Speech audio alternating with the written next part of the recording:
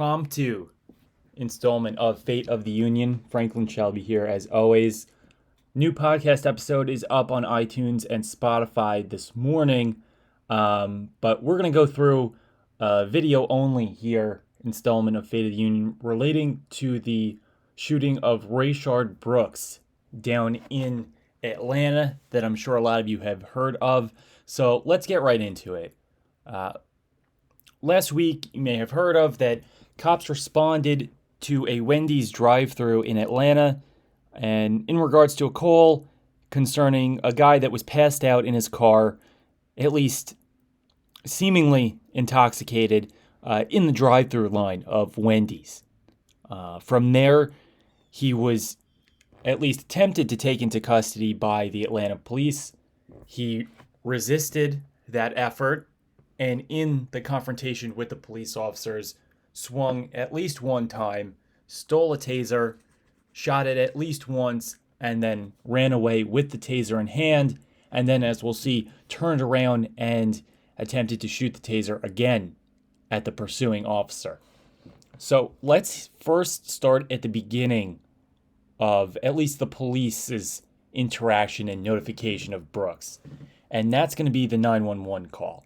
And some of the particulars of the call are important concerning what was done and how he was taken into custody, which by all accounts looks to be kosher, looks to be done according to the books. But there is, I suppose, the first point of contention for those arguing on behalf of Brooks starts at the initial taking into custody of Brooks. So let's take a little listen to the 911 call. Atlanta 911 operator 7729. What's location emergency? 125 University. Okay, 125 University Southwest. Is it at the Wendy's? Yes, ma'am. All right, you need police, fire, ambulance out here. The police. Okay, tell me what's going on. I have a car. I think he's intoxicated. He's in the middle of my drive-thru. I tried to wake him up, but he's parked dead in the middle of the drive-thru, so I don't know what's wrong with him. Is he breathing now? Do you know? Yeah, he woke up, looked at me, and I was like, you got to move out the drive-thru because people can't. They're going around him. He's in the middle of the, just right All there. right. Tell me what kind of car he So they're trying to go around him. What's the and I color asked of him to pull over. You know, if he not had too much to drink, to pull over and go to sleep. He still went. They said he went right back after I walked in. What kind of car is it? It's a white car. And this goes on for about another 30 seconds, but at least from the 911 call, it's relatively specific. They have at least what color the car is. They have the location. He's specifically in the drive-thru. He's going to be passed out in the driver's seat. So even before the police officers respond, there's a strong indication that the man in the car is very heavily intoxicated and is not responding to efforts to wake him up. The police officers eventually show up, and although this is a lengthy video here, you see it's about 43 minutes long. When the officers first show up, they try for several minutes to wake this guy up. They pound pretty hard on the driver's side door, no response. They yell to him, no response. Shake him, try to jostle him awake, nothing happens. Eventually, after a few minutes, he comes to. Early on in the video, he's saying some pretty unintelligible things. At one point, he tries to claim that he had only one drink at around 12 that day, which by all accounts doesn't really seem to be possible. Eventually, he gains enough consciousness to get out of the car and starts talking with the officers. And this is where we pick up the interaction. This is going to be just a couple minutes before the physical altercation begins. So up until now, it's just been a conversation going back and forth, trying to get a straight story for how he ended up in the Wendy's, how much he could have possibly drank that day to put him in that state in the car. And this is towards the end of that conversation. So we'll clue in right now. Would you agree that you've had too much to drink to drive? I mean, I can focus, Mr. Rolfe. I can focus. Would you agree that you had too much to drink to drive? I haven't had to the point where I can't focus. Okay. I was a little tired of hetero day because we just came from North Do Carolina. you think that you're safe to operate a vehicle right Absolutely, Mr. Rolfe. now? And how much have you had to drink? I had 1.5 margaritas, Mr. Rolfe. 1.5 margaritas. Yes, sir. Margaritas. Yes. Have you had anything else today? Any other type of drink? No, sir. You haven't had it. And this is also a conflict from an earlier statement that after he initially said he had only one drink at noon, after he was pressed a little bit by Officer Rolfe, he struggles to even venture a guess at what type of alcohol he drank. And this is more than once during the conversation. He struggles to really even come up with a guess of what type of alcohol, what drink that supposedly one drink was. So now we're getting a little bit more specificity, but in conflict with the conversation that they've had thus far. Any daiquiris? I haven't had no daiquiri. I had 1.5 little small cups of margarita, but I'm up now. Y'all got me up with this. Got you up. I'm up now. Hey, will you take a preliminary breath test for me? What's that? It's a little handheld machine. I have you blow into it, and that lets me know if you're positive or negative for the presence of alcohol in your breath. I've been drinking. Okay. I do say that. Okay. But I'm only going a few minutes down the road. I got you. Ross. I'm just asking, will you take a preliminary breath test for me? I mean, I don't know what it is. I just said it's a little handheld machine. Lets me know if it's positive or negative for the. So right here, Officer Rolfe is asking if he wants to take a breathalyzer test. And depending on the state, I haven't looked specifically into Florida, but it is not mandatory to say yes. There may be some, in many states, a DMV-related penalty that if you don't agree to the test and we subsequently find out that it was because you were intoxicated, there are certain kind of administrative fees that could be put on your license in some states, but it is not mandatory. But we'll see how the rest of this conversation regarding the breathalyzer test goes. Presence of alcohol. That's part of my investigation. You know it's the presence. I know. I've been drinking. I know. I can tell. That's just part of my investigation. But It's- like I it's- said, listen. if I have to park this car right here, right now, and Hold on. walk, It's just a yes or no. We don't need to go back and forth about it. It's just a yes or no. And eventually a lot of these conversations get into the fact that if you're below the legal limit, they'll let you go. They'll leave you alone. Even if you're at or over the limit by a little bit, a lot of police officers, I know, especially where we grew up, a lot of colleges nearby, they'll let you just kind of air out for a while. They'll sit with you, wait for an hour to kind of essentially walk it off, breathe it off, and then they'll let you go, no harm, no foul. It's not unusual for that kind of thing to happen with the police. Especially up until this point, he's been, although intoxicated at the very beginning, relatively cooperative up until this point. So that option, at least at this point in the interaction, is not off the table. But we'll see where this goes. no. But what if I take this test and I don't care about? I can walk home. I don't have to park. Legit. Why would you walk home? I just don't want to be in violation of anybody. I can walk my. Blah, stop. Very good. I just had a few drinks. That's it. How many? 1.5. Like I said, I was into the second cup. I wasn't even. I told her, babe, let's go because I'm hungry. What kind of drinks did you have? I'm not sure. It's something she ordered. She said top shelf or whatever. Top shelf what? Now, this isn't being repetitive for repetitive's sake. Officer Rolfe has obviously noticed that we're getting some conflicting answers. First, it was one drink at 12. Then it was 1.5 drinks relatively recently. He's been specific enough to say that it was a margarita. Earlier in the conversation, he said he didn't even know what type of alcohol was in his drink. So, for having allegedly one drink, this story is pretty scatterbrained for trying to only remember the one drink that you supposedly had. I'm not sure. It was, like I said, it was her birthday, and it was my daughter's birthday, intent to, you know, have a good time. And I said, babe, you know, I'm hungry. Let's go. My baby's mom, she was there. I said, babe, go ahead. Cool. You know, here's the money for the blow-up bed tomorrow. Here's or something. Right. Just take. All right. I really don't understand. All right. I think you've had too much to drink to be driving. Put your hands behind your back for me. Here, put your hands behind your back. So we're going to stop here. And if you remember when we talked about the 911 call a few minutes ago, I said that the specificity for what exactly Brooks was doing wrong and what laws he may have been breaking would come up later in the interaction with the police officer. Here, you see explicitly that the officer has told him that he thinks you had too much to drink in order to be able to drive a car.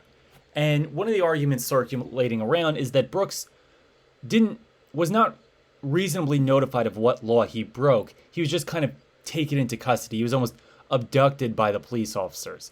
But as you can see here, it's very clear. The whole conversation up until this point, 40 minutes of conversation, has been about how much have you been drinking? When did you start and stop drinking? What alcoholic beverages were you drinking?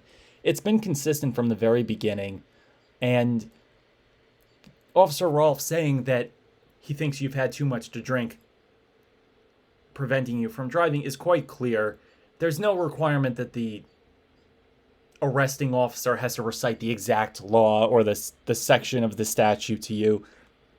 So that's a pretty fleeting contention by those arguing on behalf of Rayshard Brooks. As far as this part of the interaction is concerned, everything does seem to be kosher up until this point. So we'll see where this goes from here.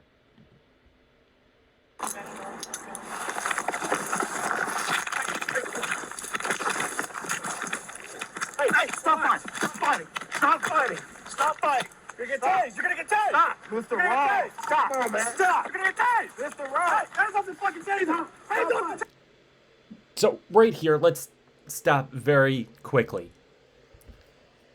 The officer did not get a chance to put both cuffs on him. In the altercation on the ground, you can already hear that he's been told to stop several times. He's been told to stop resisting several times. He's been told to get his hands off the taser more than once. There is no argument on behalf of Brooks to say that he was either being compliant or was responding to an initiation of force by the officer. That argument right now is off the table. Taser! Stop fighting! Hands off the taser!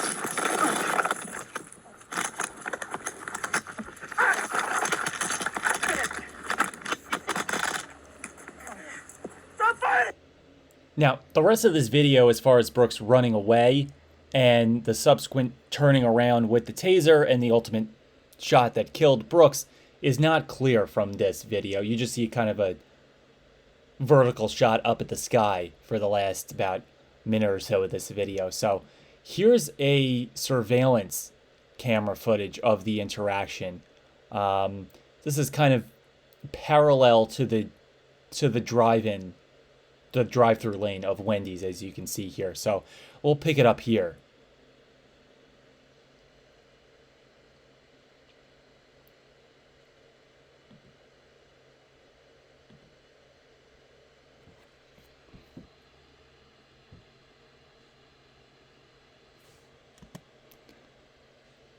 As you can see, Brooks has the taser in hand.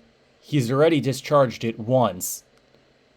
And in this time, the officer is telling him repeatedly to stop running, stop what he's doing. And as you'll see, he'll run several more yards even despite these orders being given.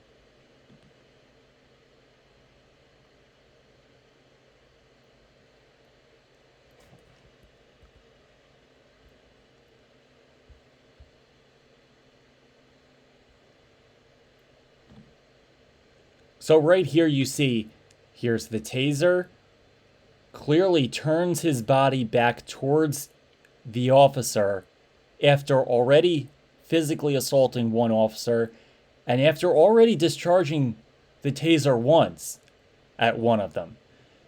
So after that physical assault, both in striking the officer and in discharging the taser, we now see a clear, at this point, intention to do it again.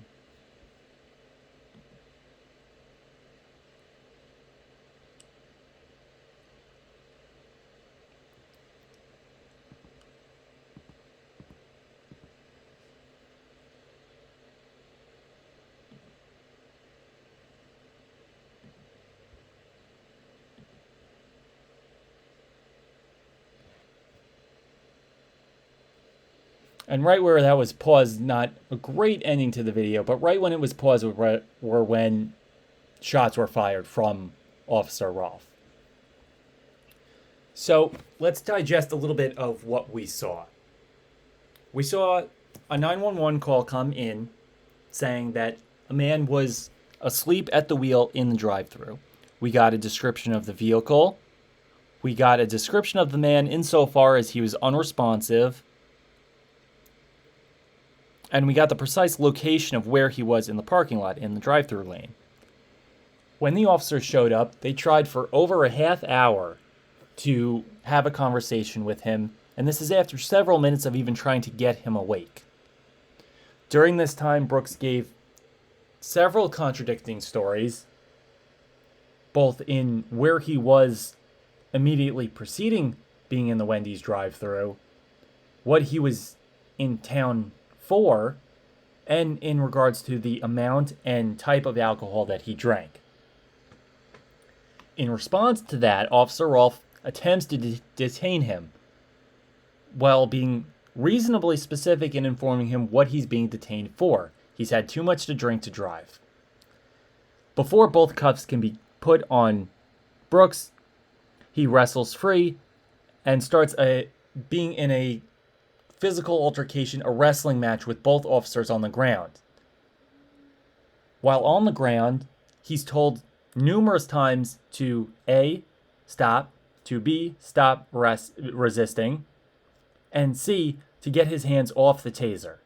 Nevertheless, he grabs the taser, swings at least once at the officers, and discharges the taser.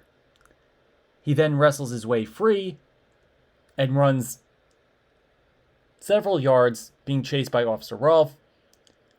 He turns with the taser clearly in hand and facing back towards the pursuing officer, at which point shots were fired and Brooks was killed. Now, if you continue watching the video, backup is called and Officer Rolfe has a discussion with the officers, and he says, adrenaline is running, and he really comes across as a guy who didn't want to have to fire his firearm, acknowledges that this is a part of the job that has to come about sometimes, to use fatal force, but was nevertheless pretty confident in his assessment of the situation, which by all accounts, I think it's fair to be confident in this situation. You were met with an assault in numerous instances. Your partner was at least subdued insofar as not being able to pursue this fleeing felon, and he had a weapon in hand.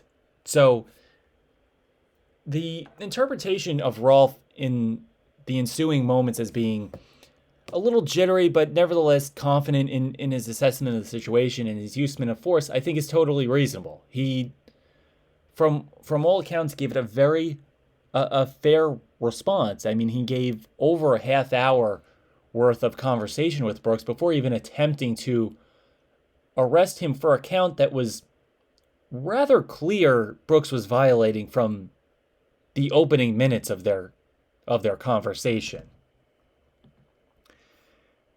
Nevertheless, the Atlanta police officer, this being Officer Garret Rolfe, was fired from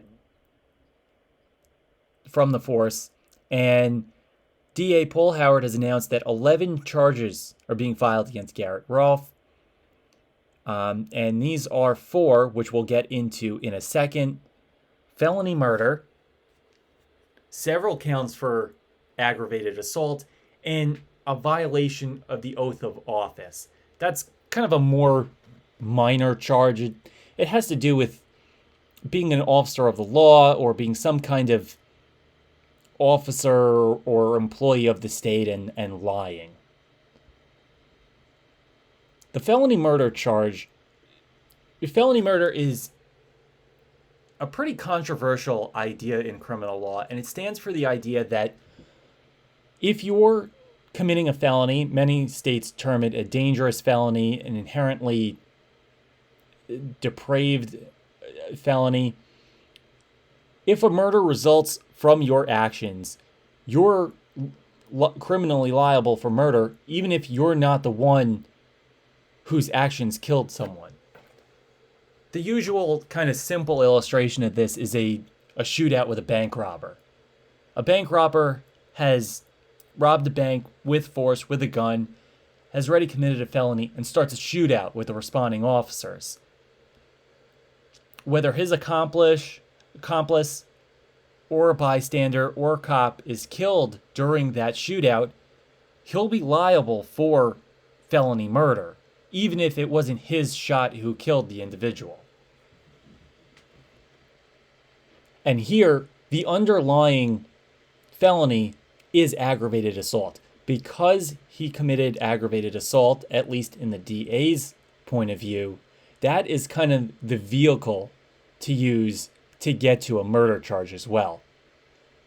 So we're going to get into a couple of the specific criminal law sections that are dealt with here. First is felony murder. And that'll bring us down to section C here. A person also commits the offense of murder when, in the commission of a felony, he causes the death of another human being, irrespective of malice. We also see here, and it was reiterated by the DA, that such a murder can be punished by the death penalty or by a life sentence with or without parole. But here you see it's a pretty simple section here for felony murder, and we know that his actions did cause the death of another human being. And also important here is that malice is not taken into account for felony murder. So all this is saying is that if your commission of a felony causes the death of another person, we're going to hit you with a murder charge. You could go to prison for the rest of your life or be put to death. So we're really going to have to look at the commission of a felony here. His actions did, literally speaking, cause the death of another person, although if you go into things like intent and criminal mindset, I think it starts to fall apart.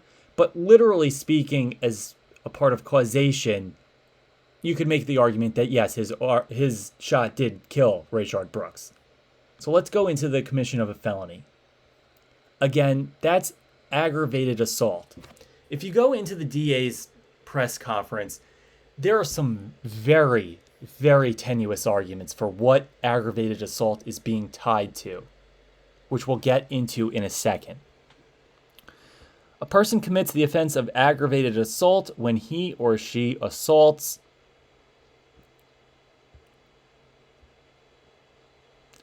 with a deadly weapon or with any object, device, or instrument which, when used offensively against a person, is likely to or actually does result in serious bodily injury.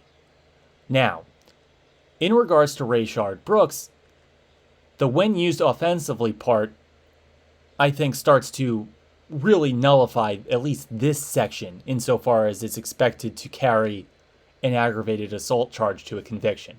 This was not offensively. This was used defensively, not only to protect Officer Rolfe himself in being faced with the taser, but also his partner, who had already been assaulted himself, and the community at large. We have a dangerous felon who's fleeing with a weapon. So there also is the defense of others that can be tied to this shooting.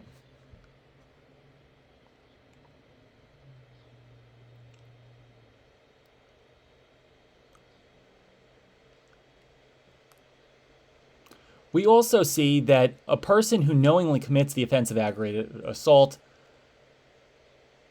can be charged with no more than 20 years.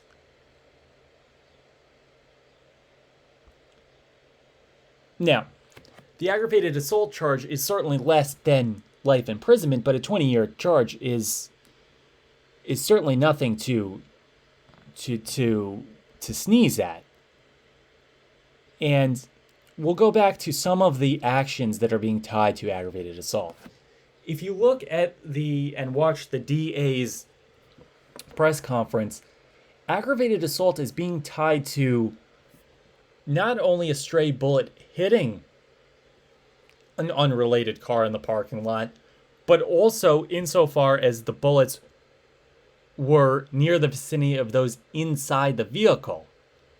So we're kind of stacking up aggravated assault charges based on stray bullets and based on bullets that were fired and hit targets that had no intention of being hit. Important here is that there's a lack of criminal intent in those shots being fired. I don't think you can tie an aggravated assault charge to bullets, not harming someone.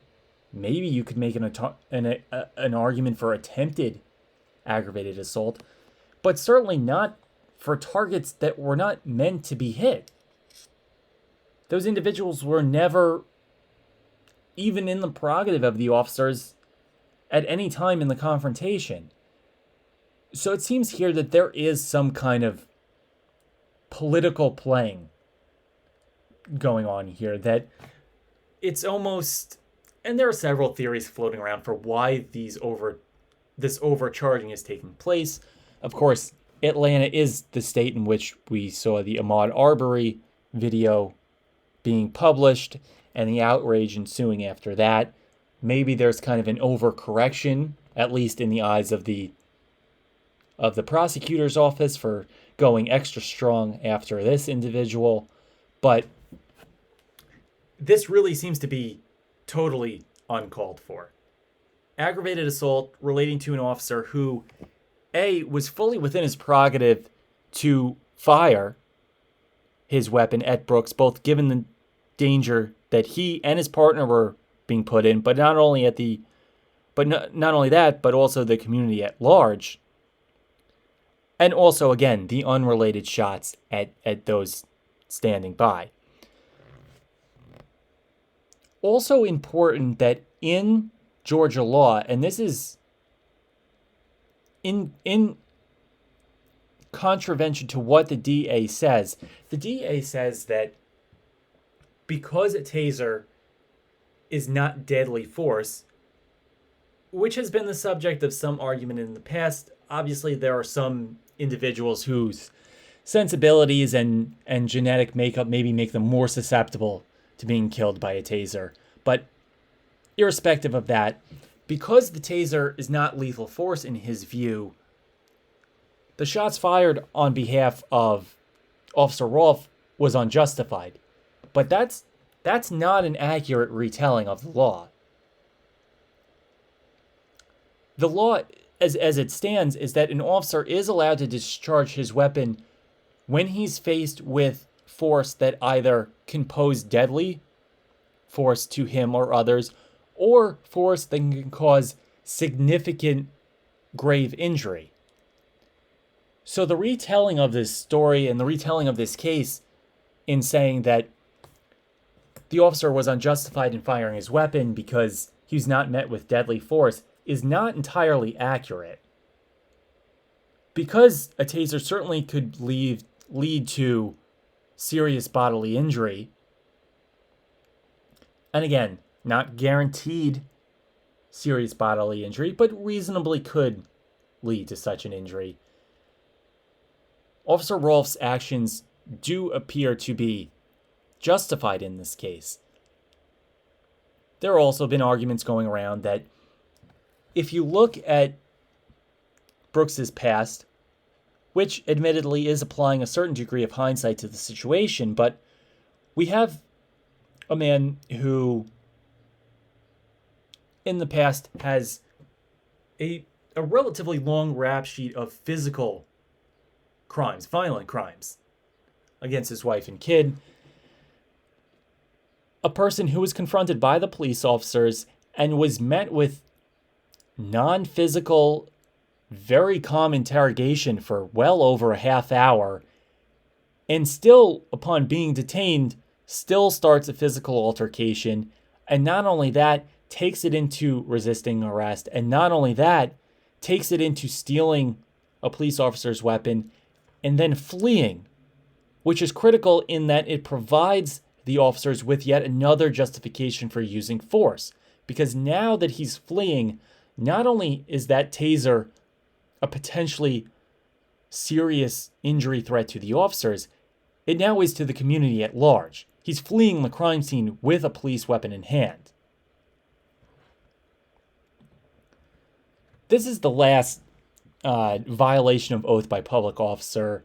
The relatively minor charge in this case. You can see it carries a prison sentence of not more than 5 years. It's kind of knowingly lying within the line of duty. Again,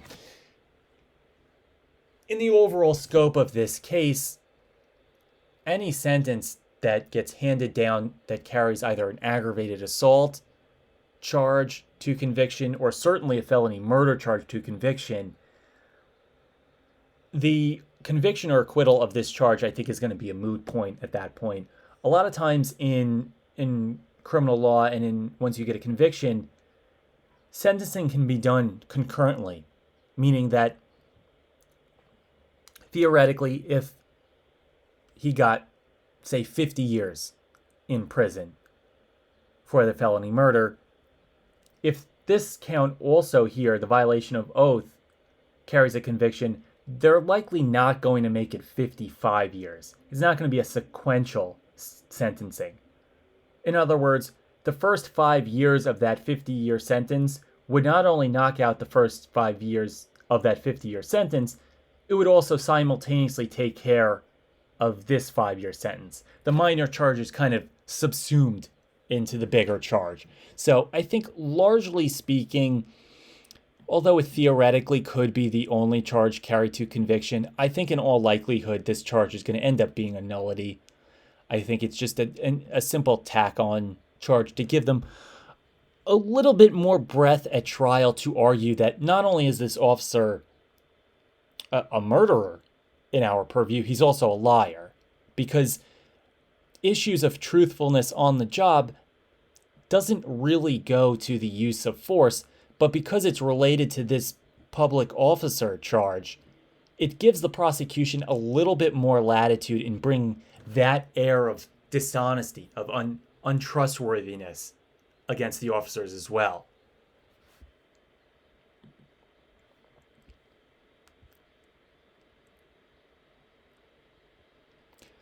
And in the wake of the charges being brought, we saw lawyers for both Officer Rolfe and Officer Brosnan, who was the other officer on the scene. They've been pretty strong in the press defending their clients, and rightfully so, I think. And a lot of this they see as, I think, a political move, and which it may be. And I think they do have a little bit of a tall task ahead of them insofar as you have a prosecutor who does not seem to be obliged or adherent to the facts of the case. This does seem like a statement case, at least so far as bringing the charges.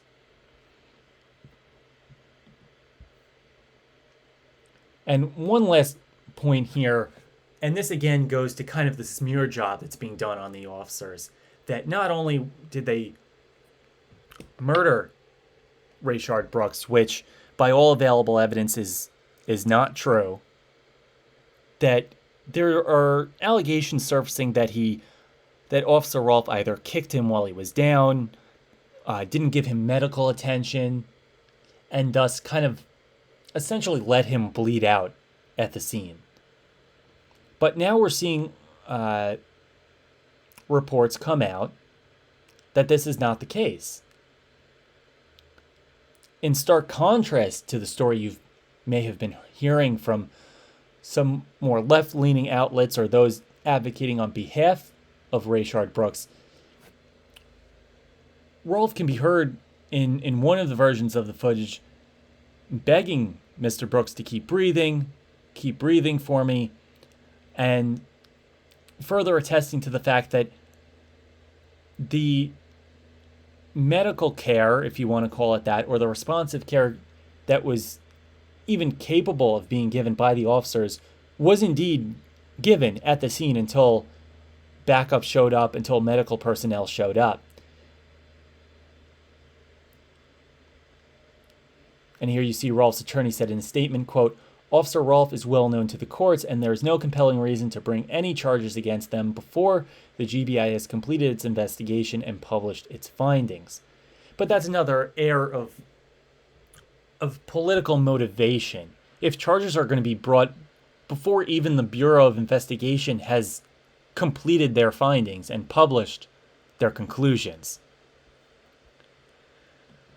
So that just about does it for this version, this online version of Fate of the Union, video-only component this time around in connection with the shooting of Rayshaun Brooks. Again, just to put a little bow on this, we see force being initiated by Brooks after a very calm conversation and quite a bit of leeway given by the officers throughout what had been a consistent appearance of public intoxication and intoxication while attempting to operate a motor vehicle. Nevertheless, he responded with force in the first instance by resisting arrest before he could even be cuffed. From there, he struck the officers at least once, and despite the officer's orders not to put his hands on the taser, he nevertheless did, stole the taser, discharged it at least once, wrestled away from police custody, and ran from the scene. And before he was shot, turned and clearly faced the pursuing officer and fired that taser before being hit with a deadly shot from Officer Rolfe. So I think all in all, we see a situation that is really becoming indicative of the overall view of police and the overall kind of tone and temperature, if you will, of their job. If you cannot use force in this situation, there are not very many remaining conceivable situations in which an officer can use force. You had numerous instances of resisting arrest, of physical assault, of assault that is at the very least capable of incapacitating a pursuing officer while he flees the scene and dealing out serious grave injury in the process. I think this has all the signs of a good shoot, but for the time being, both officers are going to have to deal with very heavy, very serious charges in the meantime. We will continue to keep everybody up to date regarding these charges. If you like this video and are interested in seeing more cases like this being covered, as well as updates on this case, please subscribe and hit follow to Fate of the Union, not only on YouTube, but on iTunes and Spotify, as well as taking a look over on our Medium.com and Twitter.com pages. Once again, this has been Fate of the Union. Thanks for listening, everybody. Bye-bye.